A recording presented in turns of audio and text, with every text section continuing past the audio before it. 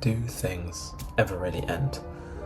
I mean, just take any Disney movie or romance movie or whatever.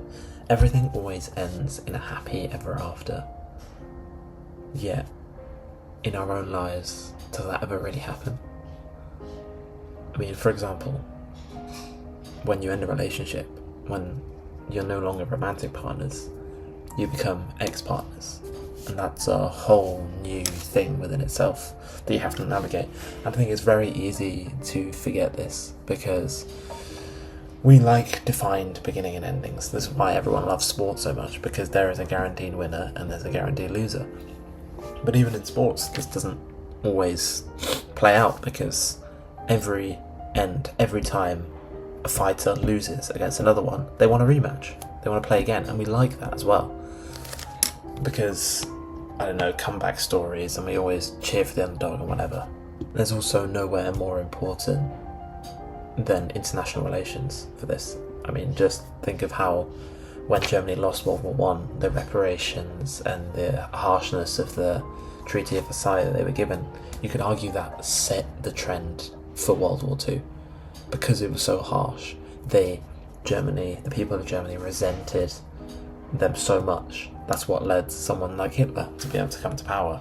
And this is a cautionary tale, because it's so easy to think, oh yeah, if I just send this message or I block someone, it's over. Like, I never have to talk to them again.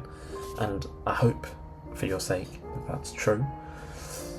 But most of the time it doesn't end up, because we're humans, we have social networks, and if you end up trying to ghost one person, you have to kind of ghost the rest of them. You have to ghost their friends, and then you don't want to get involved in drama and all this other stuff, because it's never been easier to ghost or block someone. And like, what does block someone even mean?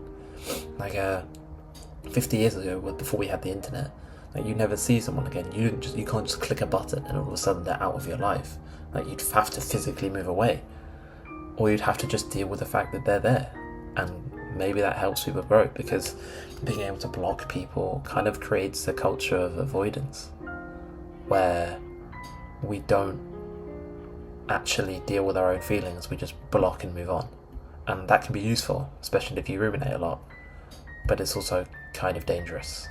And then if you block the wrong person, or if you do something that's a little bit too harsh to someone who probably won't take it very well, then you create massive trouble for yourself, because you never know, you could get stalked, something bad could happen, and you could end up massively regretting it. And I guess that's why ending things well is so important. It's a skill, and often we think it's not necessary, because it's at the end, we're tired, we're done, we feel like, oh, we can just tell them to fuck off or whatever. But I don't know, does it ever really work like that?